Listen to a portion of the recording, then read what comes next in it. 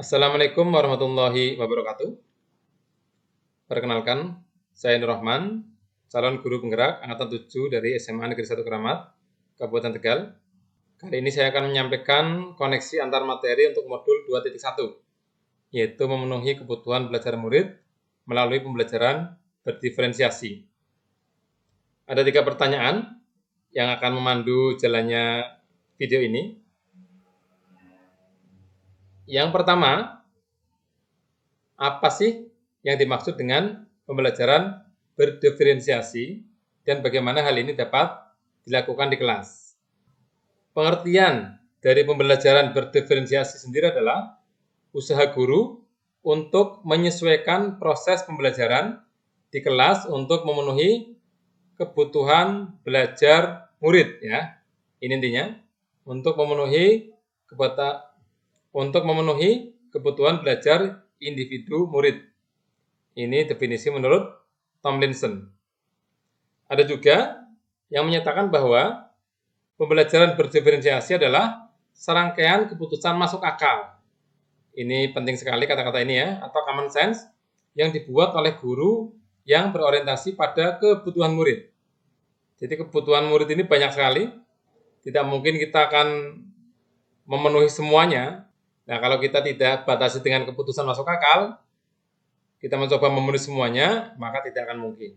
Untuk ini perlu dipilih ya, yang prioritas.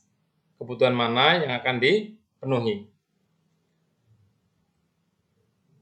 Yang perlu diperhatikan dalam penerapan di kelas, ini juga penting. Yang pertama, melakukan pembelajaran berdiferensiasi bukan berarti bahwa guru harus mengajar dengan 32 cara yang berbeda untuk mengajar 32 orang murid ya. Bukan pula berarti bahwa guru harus memperbanyak jumlah soal. Ya, ini tidak harus memperbanyak jumlah soal untuk murid yang lebih cepat bekerja. Tidak harus seperti itu. Kemudian, pembelajaran berdiferensiasi juga bukan berarti guru harus mengelompokkan yang pintar dengan yang pintar, yang kurang dengan yang kurang. Jadi tidak harus ya, tidak harus. Tapi sekali-kali boleh untuk tujuan pembelajaran tertentu ya, tergantung kebutuhan belajar mana yang akan kita penuhi. Tapi tidak harus seperti itu, tidak harus seperti itu. Kemudian bukan pula memberikan tugas yang berbeda untuk setiap anak ya. Ini juga tidak memberikan tugas yang berbeda untuk setiap anak. Kita kelompokkan nanti tugasnya berdasarkan kebutuhan belajar murid. Kemudian, ini dia penting juga, pembelajaran berdiferensiasi bukanlah sebuah proses pembelajaran yang semrawut ya, atau chaotic ini, chaos ya, yang gurunya kemudian harus membuat beberapa perencanaan pembelajaran sekaligus, di mana guru harus berlari ke sana kemari untuk membantu si A, si B, atau si C dalam waktu yang bersamaan. Lalu, seperti apa sebenarnya pembelajaran berdiferensiasi itu? Ada langkah-langkah ya yang harus dilakukan guru sebelum menerapkannya di kelas. Yang pertama, guru harus menentukan tujuan pembelajaran dulu. Jadi, tujuan pembelajarannya kita petakan dulu, mau apa nih? Kemudian murid harus bisa seperti apa. Berikutnya, menganalisis kebutuhan belajar murid ya. Ini biasanya bisa melalui tes diagnostik, bisa melalui pengamatan, bisa melalui data nilai sebelumnya, atau bisa wawancara dengan murid ya. Ini tentu saja banyak sekali kebutuhan belajar murid, masing-masing individu berbeda-beda. Kita pilih yang prioritas, yang menyangkut dengan tujuan pembelajaran yang akan kita sampaikan di pembelajaran. Setelah menganalisis kebutuhan belajar murid, kemudian menciptakan lingkungan belajar yang mengundang murid untuk belajar ya. Jadi kita desain lingkungan belajarnya sehingga murid tertarik dan mau turut serta untuk belajar. Kemudian manajemen kelas yang efektif, ini juga sangat penting. Dengan beragamnya kebutuhan belajar murid yang mau dipenuhi, mungkin kita akan variasikan konten atau proses dan sebagainya, maka manajemen kelas yang efektif mutlak diperlukan. Sehingga kelas tetap terjaga dengan baik ya, tidak kacau. Tetap sesuai dengan alur pembelajaran yang kita inginkan. Berikutnya adanya penilaian yang berkelanjutan. Jadi dari penilaian berkelanjutan ini, kita dapat memperoleh informasi baru tentang seperti apa sih kemajuan peserta didik, seperti apa sih perubahannya, apakah cara yang kita lakukan sudah sesuai dengan kebutuhan mereka atau tidak. Jadi ini ya, 5 hal ini yang mutlak diperlukan ketika kita menerapkan di kelas. Pertanyaan kedua, bagaimana pembelajaran berdiferensiasi dapat memenuhi kebutuhan belajar murid dan membantu mencapai hasil belajar yang optimal. Ini lebih teknis lagi ya. Tujuan dari pembelajaran berdiferensiasi adalah memenuhi kebutuhan belajar murid. Untuk itu kita harus tahu dulu ya, apa saja kebutuhan belajar murid itu. Secara umum, ada 3 aspek ya. 3 aspek untuk melihat kebutuhan belajar murid. Yang pertama bisa dilihat dari aspek kesiapan belajar. Ini ya. Kemudian minat murid. Kemudian profil belajar murid ya. Kita akan bagi menjadi 3 aspek saja. Kemudian ada 3 jenis berdiferensiasi ya, untuk mengatasi ya atau untuk memenuhi kebutuhan belajar murid. Bisa diferensiasi konten, bisa diferensiasi proses, bisa diferensiasi produk. Tergantung kebutuhan belajar mana yang akan kita coba penuhi. Kita akan bahas satu persatu. Untuk aspek kesiapan belajar murid ya. Jadi kebutuhan belajar tadi ada 3. Yang pertama kesiapan belajar murid. Jadi dalam bukunya Tomlinson mengajar itu seperti grafik equalizer ya. Equalizer. Seperti di sound system itu ya, ada seperti ini grafik-grafik. Kemampuan murid tentu saja berbeda-beda. Ini hanya 6 contoh saja, masih banyak yang lainnya. Ada murid yang bersifat mendasar. Kebutuhannya ya, ada yang bersifat transformatif. Ini dalam pembelajaran saya matematika, ada memang anak yang dasar matematikanya saja sudah lemah. Kemudian ada yang sudah siap untuk bisa diberi materi, bahkan dihubungkan dengan materi yang lain. Kemudian ada yang konkret, ada yang abstrak. Ini kebutuhan belajar macam-macam ini ya. Ada yang sederhana, ada yang kompleks. Ada yang terstruktur, ada yang terbuka. Ada yang tergantung, ada yang mandiri. Ada yang lambat, ada yang cepat. Nah, bagaimana kita mendiferensiasikan ya pembelajaran kita? Seperti apa? Maka perlu dipikirkan nih. Misalkan ketika kita mau memenuhi kebutuhan konkret abstrak ini murid kita ya, dilihat dari equalizer-nya konkret sama abstrak. Maka untuk murid yang punya kebutuhan konkret, misalkan dalam matematika kita mau membahas tentang volume kubus ya, yang konkret ini harus dihadirkan kubus utuh ya, jaring-jaring kubus dihadirkan. Kemudian yang abstrak ini mungkin sudah bisa dalam bentuk gambar saja. Gambar kubus sudah cukup. Bahkan soal cerita sudah bisa.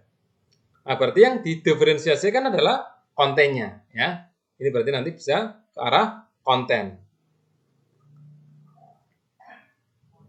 Misalkan kita akan memenuhi kebutuhan belajar yang ini, sederhana dan kompleks. Ini juga kita dalam menyusun materi ya.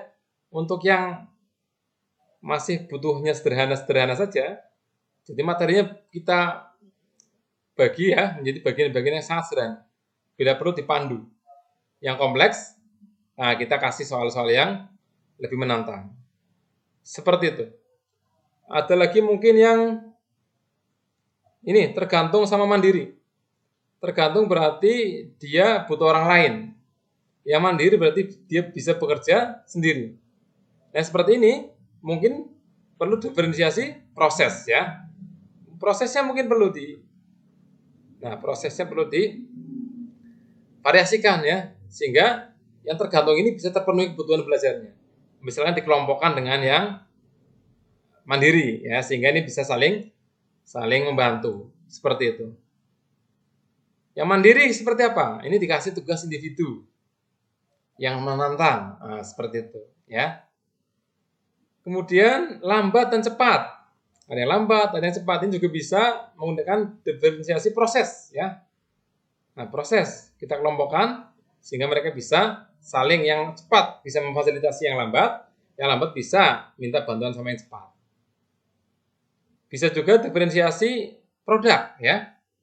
Produk yang lambat mungkin produknya itu kalau matematika berarti dikasih panduan-panduan.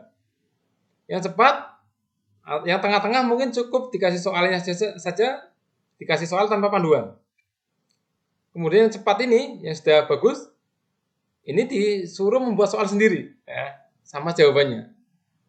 Jadi bisa produk ya, ini bisa produk juga.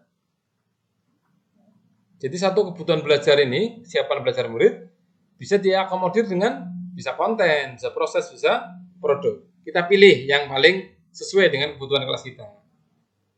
Berikutnya, kebutuhan tentang minat belajar. Minat sendiri ada dua ya.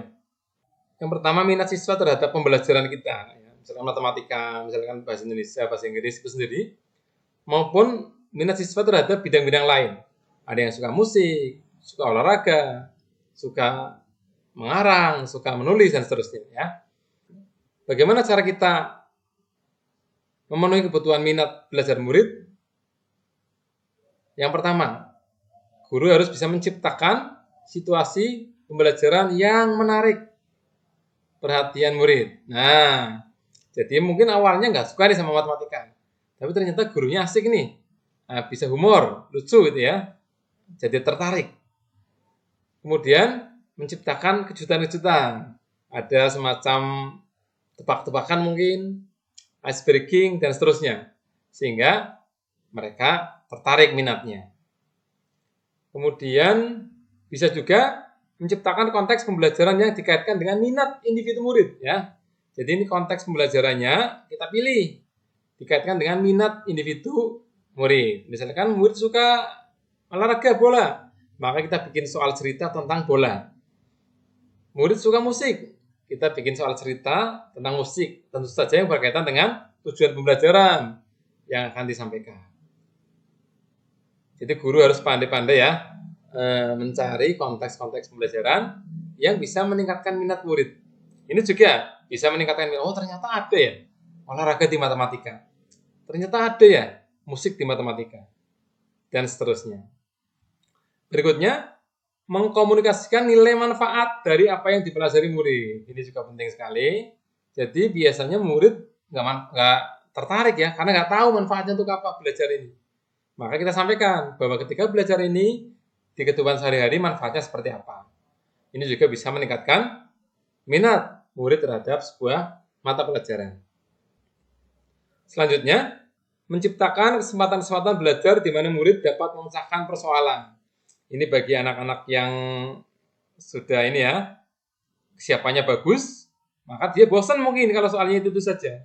Maka perlu dikasih soal-soal yang menantang, menggunakan problem-based learning. Meskipun tidak semua murid suka soal seperti ini ya, tapi bagi murid yang punya kebutuhan itu, kita kasih. Sehingga minatnya kembali lagi, tidak jadi bosan. Nah, seperti itu.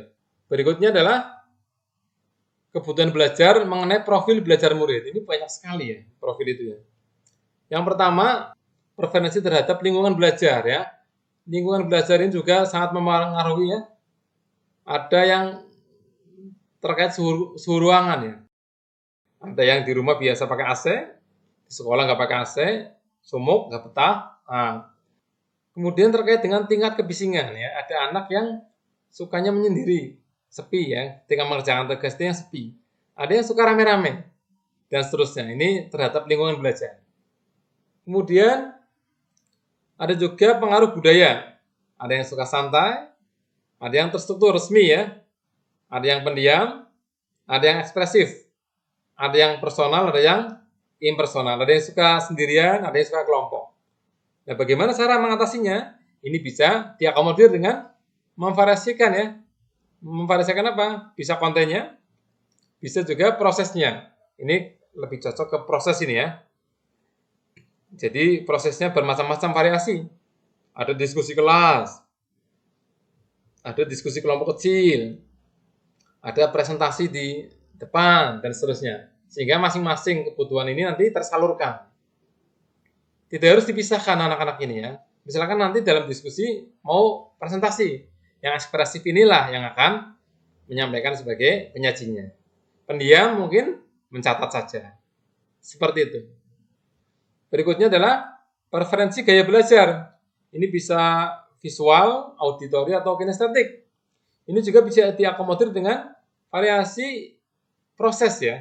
Variasi proses pembelajaran. Dengan banyaknya variasi, maka diharapkan tidak harus dipisahkan.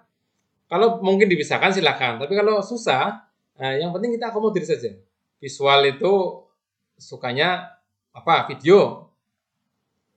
Yang auditori sukanya musik. Mungkin silakan saja yang auditori sambil kerjakan sambil mendengarkan handphonenya, musik di handphone pakai headset. Yang kinestetik nanti dikasih kesempatan untuk misalkan pembelajarannya pindah-pindah tempat gitu ya. Satu soal dikerjakan oleh banyak orang, kemudian pindah-pindah tempat dan seterusnya. Dan tidak harus dipisahkan. Jadi semuanya ikut pindah ya, semuanya ikut. Tapi yang penting terakomodir ya, yang kinestetik ini. Sehingga tidak bosan. Kemudian juga preferensi berdasarkan kecerdasan majemuk atau multiple intelligences. Ini tentang apa? Ada anak yang lebih cerdas di musik, lebih cerdas di gerak, lebih cerdas di olahraga, lebih cerdas di apa gitu ya.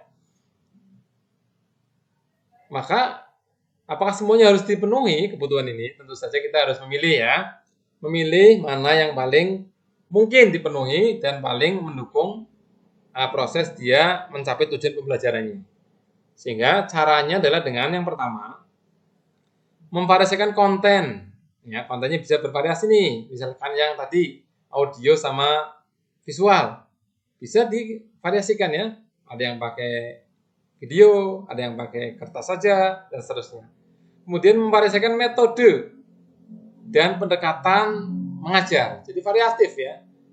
Tidak harus dipisahkan sekali lagi. Variatif itu artinya sekali waktu pakai metode ini, yang besoknya pakai metode ini, sehingga murid-murid yang punya preferensi berbeda terhadap gaya belajar akan merasa, oh ini jatahnya saya nih, pas nih, besoknya lagi yang jatahnya satunya lagi. Atau kalau mungkin bisa juga menggunakan kombinasi ya, jadi dalam satu pembelajaran berbeda-beda nih kombinasinya, seperti tadi ada diskusi kelas, ada tugas individu, ada diskusi kelompok, ada berpasang-pasangan, dan seterusnya.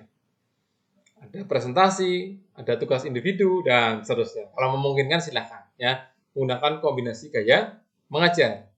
Pertanyaan yang ketiga adalah, bagaimana kaitan antara materi dalam modul ini dengan modul lain? Ini ya, kaitan materi modul ini dengan modul lain di program pendidikan guru penggerak. Kita lihat seperti apa?